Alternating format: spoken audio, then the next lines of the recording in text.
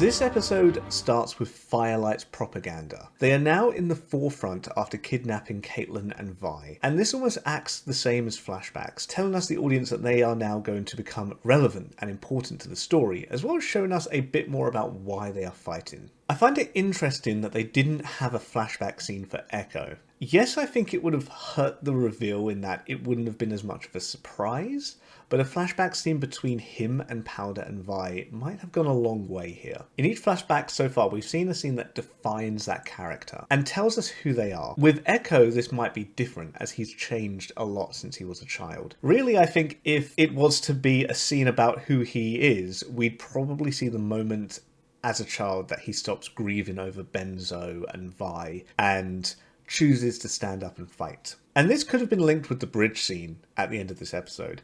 If it's a moment that he resolves himself to fight and save his friends, Jinx being his childhood friend, that could have been something that he remembers in that moment when he's fighting Jinx. It could have also been the moment he creates the Firelights, providing the same purpose as the scene that we actually got at the beginning of this episode, which brings them to the forefront. So it's rather interesting that they didn't have one.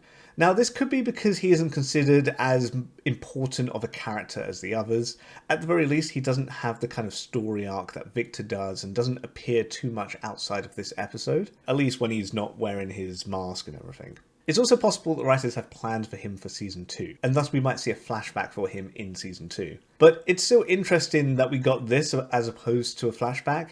Maybe that's something someone else might have some ideas on, so feel free to comment your thoughts below on this. And though not really shown to us, Ekko has been through just as much as Vi and the others. Benzo getting killed in front of him in episode 3, and then likely finding out that all of his childhood friends had been killed by Silco. Except for Powder, now Jinx, who is actually working for him. There's a story called Lord of the Flies, in which a bunch of kids are stranded on an island with no adults to guide them. Many of the children start putting face paints over their face as a way of adapting to this new world, where civilization is dead and savagery becomes commonplace. I said in episode 4 Ekko's mask was a product of necessity for the writing, the Firelights likely also using them to hide their identities from Silco.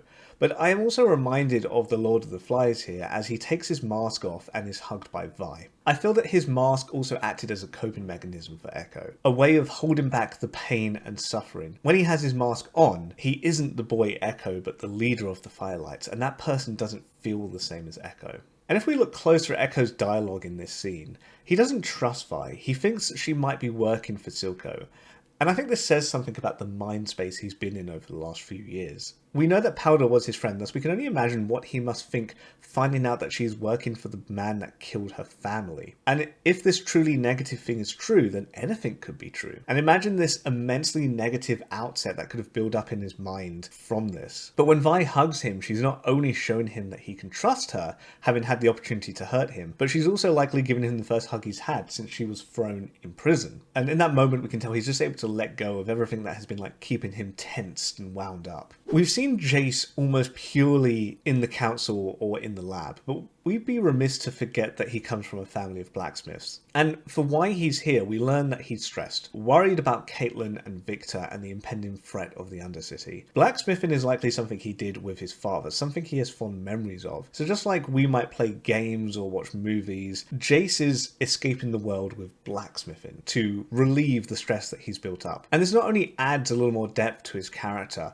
but also shows that he's pretty strong, so that when we get to a certain scene in a later episode, him going to the front lines and fighting won't seem as far-fetched. In the last couple of scenes, we've seen Ekko stressed, we've seen Jayce stressed, we've seen Victor stressed, and now we see Silco stressed. This definitely seems to be an opening episode of stress, almost as a theme here. And we get to and it's interesting because we do get to see the different ways in which all these characters relieve their stress. Ekko with Vi, Victor not really relieving his stress, but obviously just dealing with it by going to Singed, and Jayce by blacksmithing. And here we see Silco, and he has a lot going on. The Ken Barons want to have an assembly with him, and Vi and Caitlyn are on the loose, not to mention the loss of business that he's having due to the blockades. But despite all of this stress, his first priority is finding Jinx. And if you notice the ashtray he uses in this scene, it has Jinx's drawings on. We can also see in another scene later on in the episode that he keeps other items on his desk that Jinx has either made or doodled on. So Vika has been cleaned up, as has his office. So I don't think he just kept this ashtray because he could have gotten new ones. He keeps it as a gift from daughter to father. And I think this scene is trying to show that as he stubs his cigar out on it right before he tells Vika that he needs to find Jinx. But I feel here we can tell that their relationship has progressed to the point where she may also consider him a bit of a friend.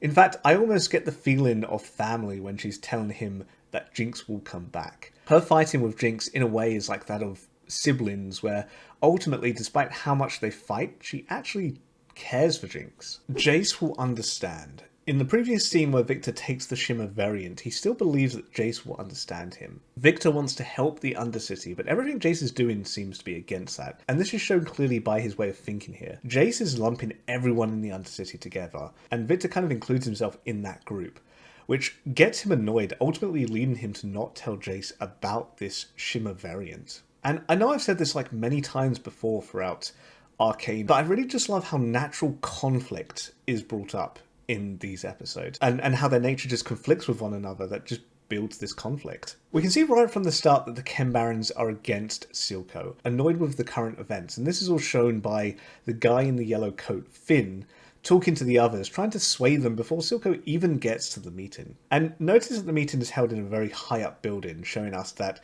the people here are rich, the leaders of the Undercity, considering themselves above others. Silco is doing the eye thing himself and appears to be having trouble with it. This could be from stress from the day, but it could also be the fact that Jinx may have taken over this role for the last couple of years, and Silco has just been out of practice himself, having allowed Jinx to do it for him. And Silco doesn't try to fight back in this situation, which really shows how much he cares for Jinx, that he's willing to allow her to stick him with this needle, but doesn't do anything to try and push her off. I am your family. Everyone else betrays us. This is really interesting from Silco's end, because it's clear that Silco cares for Jinx and thinks of her as his daughter, but his actions aren't necessarily what is best for her. We know that what's best for Jinx is for her to make up with Vi, and for all intents and purposes become powder again. But Silco sees her as being the same as him, and thus thinks what is best for her is what was best for him. We can tell this by his words, but I feel like he may be deluding himself a bit.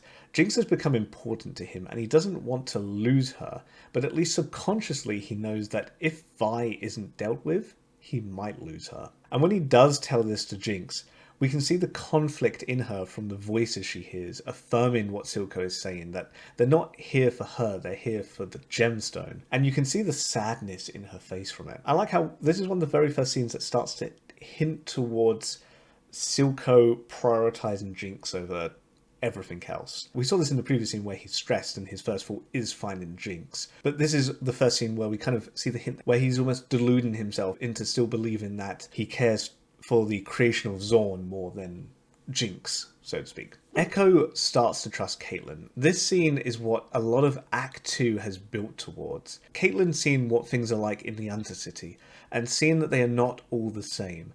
This has been built up by her relationship with Vi. And Ekko is distrusting, especially of Piltover and forces. And had Caitlyn not been through everything she has with Vi, I doubt Ekko would have come to trust her. But her way of thinking has changed in such a short amount of time. I think Caitlyn would have been more like Jayce before, lumping all of the Undercity together, but Vi and their journey has changed that. And I really like how this raises Caitlyn's importance as a character. I mentioned in the last episode that everyone is struggling and kind of giving in to their struggles, and Caitlyn is still the one fighting against that. And in this episode, we see that Caitlyn has kind of almost become a bridge between Piltover and the Undercity, able to understand both sides and having the trust of Ekko and Vi. And we know from earlier on in the episode that Jayce is kind of lumping in everyone together. And thus we, as the viewers, can make that link that Caitlyn is what Jayce needs right now. Caitlyn is the one that can convince Jayce, that can change things here, that can, you know, change his way of thinking and bring people back around. And I think this is just a really cool way of really elevating her character, really raising almost the stakes for her needing to get back to the Overcity and kind of almost fix things. Caitlyn hugs Vi aggressively, showing how close the two have become. But Jinx sees this, and we see Milo next to her, symbolising all of her negative thoughts and feelings. And then when we hear the gunshot and Vi runs back for Caitlyn, Jinx says liar, as Vi said before that she wouldn't leave her, and Vi was going back to find her, but has now prioritised Caitlyn over her, at least in Jinx's mind. And though Marcus here shoots Ekko without hesitation, he hesitates with Caitlyn. There have been many deaths that have happened due to him not reporting Silco, but none have been done by his own hand. This would have been the first, and if he shoots her, he knows he would go down a path he can't return from. He wouldn't be the martyr he envisions himself to be, but the villain. And to speak a little about Jinx's firebombs here, there is something I like to consider satisfying the reader whenever a leap in skill or power is shown like this is shown. What I mean by this is, we look at this plan Jinx has done and think it's cool, in a way. She was able to create these small bombs and trick the Piltians into thinking they were Firelights. But that's because Arcane has done its job and made it satisfying. It built up all the steps earlier in the episode to show us these. Firstly, we've seen in Act 2 that Jinx is a great engineer. This fact has been built up in Act 1. And even in this episode where we see Victor taking apart Jinx's grenade and commenting that whoever made it must have been a genius in what they do, he's essentially putting Jinx on the same level as him and Jayce in that regard. But we are also introduced to the Firelights in this episode, not only showing us that this is where Ekko's gang got their name from, but informing us that they are natural creatures in this area. And thus we get a satisfying leap in which Jinx has used this information to trick the Piltover soldiers and displayed her ingenuity to make these bombs. I don't think this would have been terribly unsatisfying or unrealistic of a step had we not known about this information beforehand, but there are plenty of scenarios in other shows and movies and such where it would be. But Arcane takes the time to set all of this up properly, which I think it needs to be commended for. As Vi helps up Caitlyn, we see Jinx's visual hallucinations. In her mind, Caitlyn is not hurt and barely conscious, but grinning and taunting her, as she is with Vi now, that Jinx has been replaced. And I do find it a little weird here that Vi chooses to leave rather than stay with Jinx. You could argue that she could have asked Ekko to switch places with her, but as Jinx has guns, this might not have been the safest option.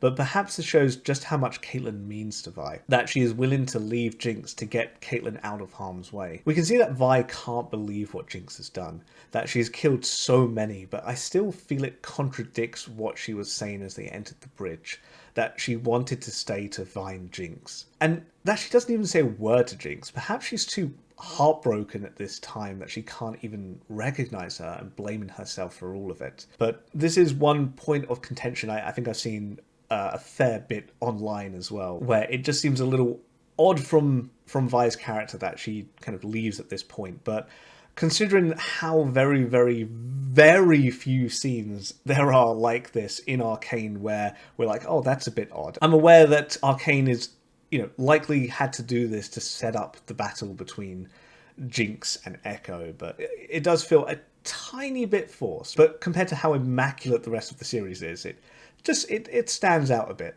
in this scene. When Jinx speaks here, we can feel the deep-rooted emotion in her voice. Oh, look who it is. The boy savior. Her sister is abandoning her again, choosing Caitlyn over her, and Ekko, who was her childhood friend, is supporting Vi in this. And it really feels like she almost can't believe this, that Ekko is taking Vi's side here. And with Ekko, I feel like there are so many emotions going through him at this moment, all displayed by the reactions on his face here. When he looks down, he's sad but resolved, as if to say, why are you making me do this? And when he chuckles, he remembers something from the past. And then Jinx mimics that same movement. And even without a conversation, Jinx knows what Ekko wants to do and accepts it. There's almost like a respect between the two of them. And then as Ekko swings the clock, we see them remembering the game they used to play as kids, knowing that at one point they were close friends. You can see the emotions going through them, showing the game they would play with toy guns and swords, all the while giving us a plausible explanation for why Ekko would be able to dodge all of Jinx's shots. But whereas they were kids, Ekko would lose, as adults, he wins. And seeing them remember their days of playing as kids is also what makes the next moment so heartbreaking, as we see the brutality displayed by Ekko as he punches Jinx. Perhaps in a fight or flight reaction from almost dying, or perhaps venting all of the anger he has held at Jinx for all the Firelights she has killed. But he still remembers them playing as kids, and this stops him. I think this shows that even though he said to Vi that Powder could never come back, he didn't really believe it himself. You can kind of see this earlier as when he enters the scene here, first knocking Jinx's gun away and then grabbing the bag, where both times he probably could have hit her instead. And also with the game they recreated, if he had thought Powder was gone forever, then why try and make her play a game they did as kids? And Jinx letting off a suicide grenade here is especially sad. From her perspective, she's failed. Vi has been taken from her, has rejected her and abandoned her again. This is the fear I was talking about in episode 6, where she lights that flare. The kind of feelings that she would feel if Vi never turned up, if she didn't keep her promise. She's now feeling them here. But as well as that, she's had to fight her childhood friend, who she also considers to have abandoned her. And then, if that isn't enough, she failed to get the gemstone, which is the only thing she considers to give her worth to Silco, who asked her to build her this weapon for him. And she can't do that without the gemstone. It wouldn't be surprising if Jinx felt that she would likely be abandoned too if she went back to him. She's already going through so much trauma, defeated and hopeless without Vi.